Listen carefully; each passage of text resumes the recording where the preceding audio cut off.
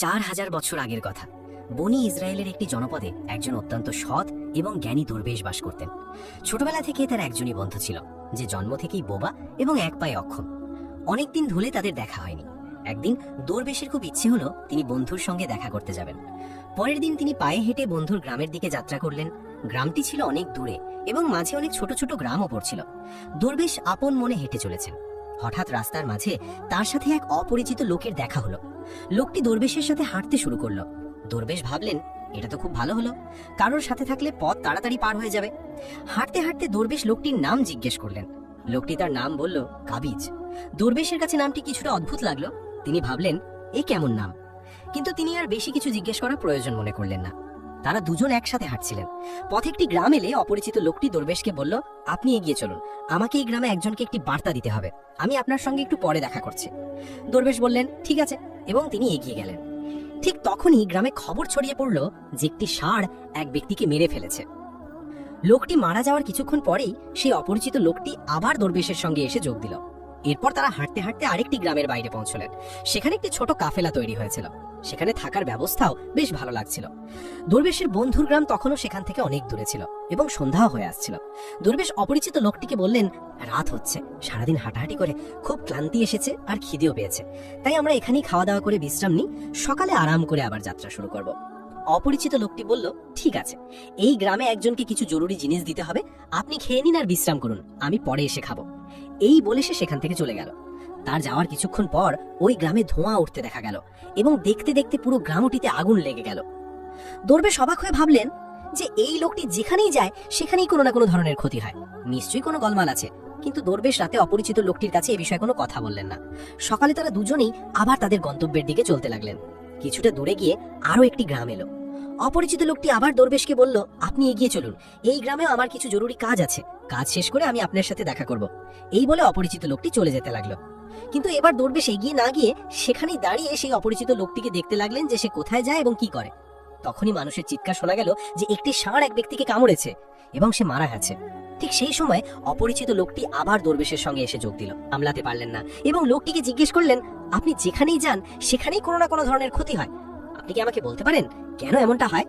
সে জবাব দিল, দরবেশজি, আমি আপনাকে একজন খুব বড় জ্ঞানী ব্যক্তি ভেবেছিলাম, তাই আমি আপনার সঙ্গে হাঁটছিলাম, কারণ জ্ঞানী মানুষের সঙ্গ খুব ভালো হয়, কিন্তু আপনি এখনো বুঝতে পারেননি আমি কে।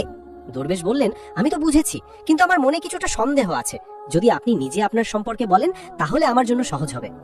অপরিচিত লোকটি জবাব দিল, আমি মৃত্যুর ফেরেশতা এবং আল্লাহর আদেশে আমি সেই সব মানুষের প্রাণ নিই যাদের আয়ু শেষ হয়ে গেছে। দরবেশের মনে আগে থেকেই সন্দেহ ছিল, তবুও মৃত্যুর ফেরেশতার মুখ থেকে এই কথা শুনে তিনি ভয় পেয়ে গেলেন।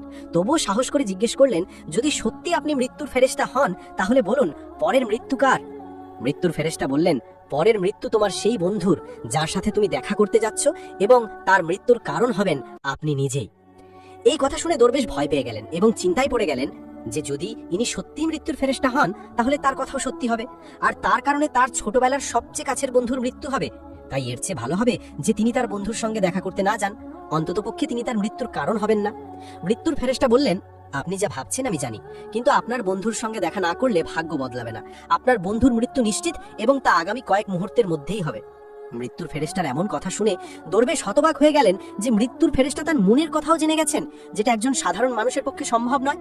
এখন দরবেশের বিশ্বাস হয়ে গেল যে ইনি সত্যিই মৃত্যুর ফেরেশতা। তাই তিনি তার বন্ধুর মৃত্যুর কারণ না হওয়ার জন্য তখনই নিজের গ্রামের দিকে ফিরে যেতে শুরু করলেন। কিন্তু যেই তিনি ঘুরলেন, দেখলেন তার বন্ধু দ্রুত তার দিকেই আসছে। বন্ধুকে দেখে তিনি খুব খুশি দেখাচ্ছিলেন। তার বন্ধুর আসার গতি দেখে দরবেশের মনে হলো যেন সে অনেকক্ষণ ধরেই তার পিছুই আসছিল। কিন্তু সে ছোটবেলা থেকেই বোবা এবং এক পায়ে অক্ষম ছিল, তাই সে না তো দরবেশের কাছে পৌঁছতে পারছিল, না তো তাকে ডেকে থামাতে পারছিল। কিন্তু যেই সে দরবেশের কাছে পৌঁছলো, হঠাৎ তার মৃত্যু হলো। দরবেশ অবাক হয়ে মৃত্যুর ফেরেশতার দিকে পাকালেন, যেন তিনি জিজ্ঞেস করতে চাইছেন আসল কি হলো। মৃত্যুর ফেরেশতা দরবেশের মনের কথা বুঝতে পারলেন এবং বললেন, তোমার বন্ধু গত গ্রাম থেকেই তোমার পেছনে আসছিল, কিন্তু সে অক্ষম এবং বোবা হওয়ার কারণে তোমার কাছে পৌঁছতে পারছিল না। সে তার সমস্ত শক্তি দিয়ে তোমার কাছে পৌঁছানোর চেষ্টা করেছিল, কিন্তু বার্ধক্যে তার যৌবনের মতো শক্তি ছিল না, তাই হার্ট অ্যাটাক হয়ে তোমার বন্ধুর মৃত্যু হয়েছে, কারণ সে তোমার সাথে দেখা করার জন্য নিজের সীমা ছাড়িয়ে তোমার পেছনে দৌড়াচ্ছিল, তাই তুমিই তার মৃত্যুর কারণ হলে। দরবেশের এখন বিশ্বাস হয়ে গিয়েছিল যে ইনি সত্যিই মৃত্যুর ফেরেশতা এবং তার কাজ হলো প্রাণীদের প্রাণ নেওয়া। দরবেশ একজন জ্ঞানী মানুষ ছিলেন, তাই তিনি এটাও জানতেন যে মৃত্যুর ওপর কারোর নিয়ন্ত্রণ নেই। প্রতিটি প্রাণীকে একদিন না একদিন মরতেই হবে। এই ভেবে তিনি নিজেকে সামলে নিলেন। কিন্তু হঠাৎ দরবেশের মনে নিজের মৃত্যু সম্পর্কে জানার ইচ্ছা জাগল।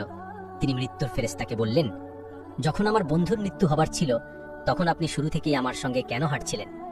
মৃত্যুর ফেরেশতা জবাব দিলেন, আমি তো সবার সঙ্গে হাঁটি এবং সব সময় হাঁটি, কিন্তু মানুষ আমাকে চিনতে পারে না, কারণ মানুষের কাছে তাদের নিজের সমস্যা ছাড়া অন্য কোনো ব্যক্তি, জিনিস বা ঘটনা সম্পর্কে ভাবার বা তাকে দেখার এবং বোঝার সময় থাকে না। দরবেশ বললেন, আপনি কি বলতে পারেন আমার মৃত্যু কখন এবং কিভাবে হবে?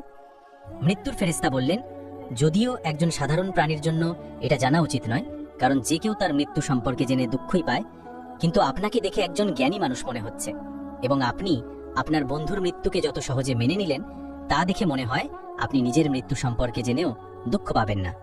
তাহলে শুনুন, আপনার মৃত্যু আজ থেকে ঠিক 6 মাস পর আজকের দিনেই অন্য কোনো দেশে ফাঁসিতে হবে, এবং সবচেয়ে অবাক করার মতো বিষয় হবে যে আপনি হাসি মুখে ফাঁসি মেনে নেবেন।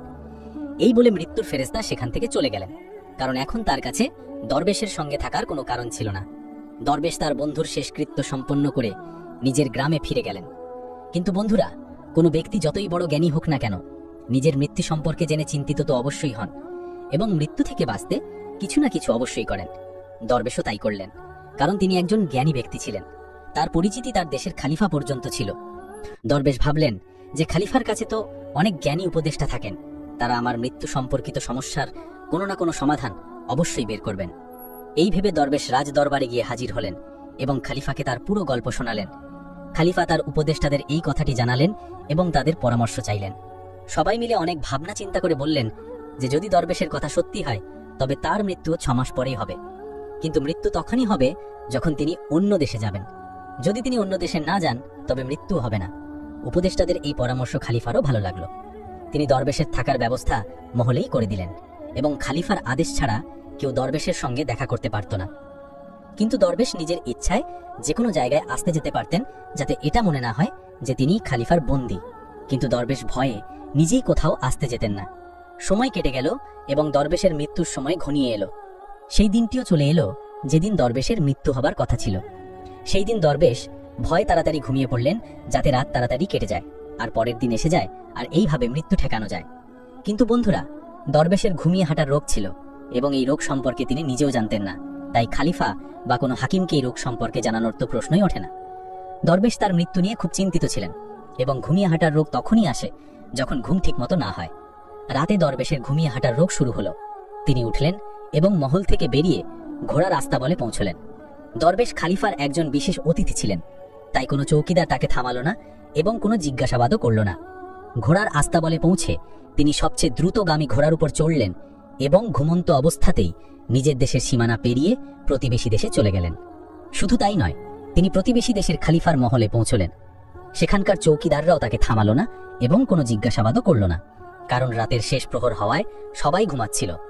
দরবেশ সোজা কোষাগার ঘরে পৌঁছলেন এবং সেখানে গিয়ে শুয়ে পড়লেন।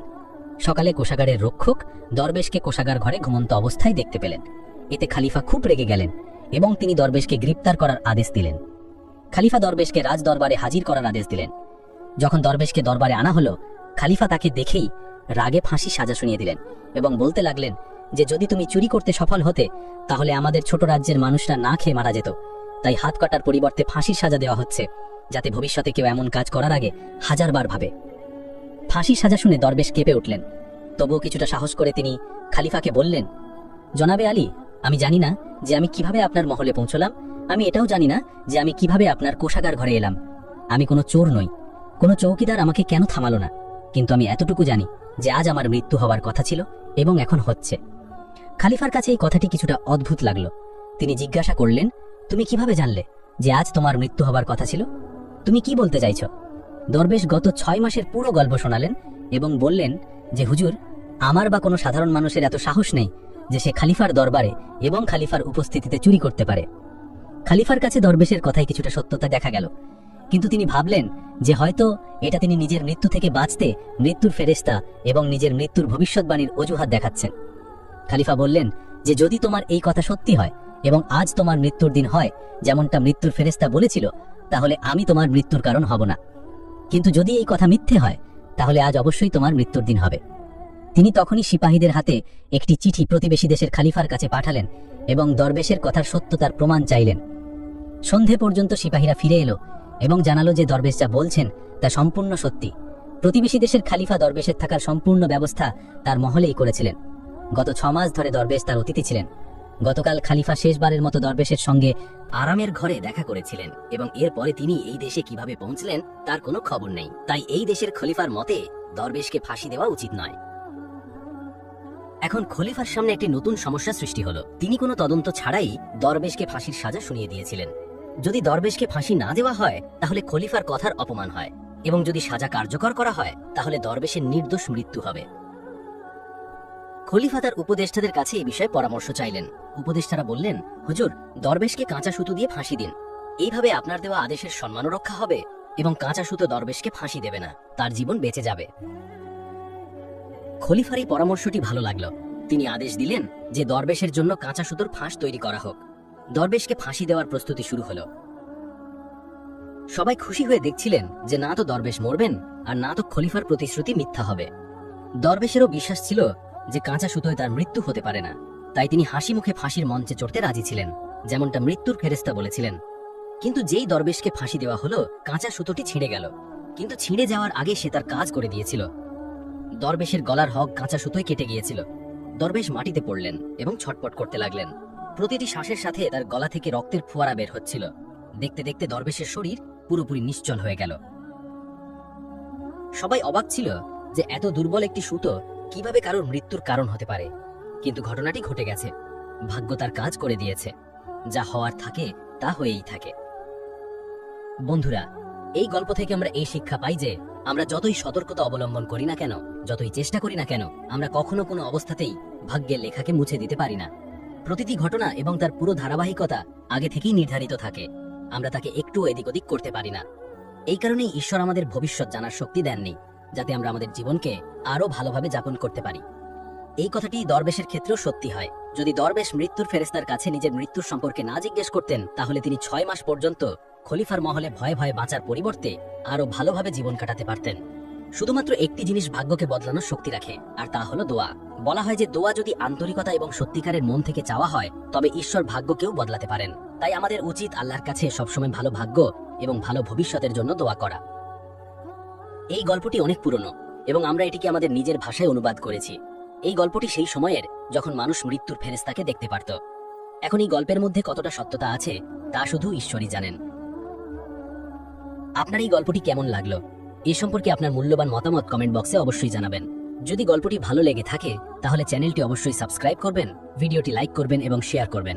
দেখা হবে আরেকটি নতুন এবং দারুণ ভিডিওর সাথে। ততক্ষণ পর্যন্ত খোদা হাফেজ।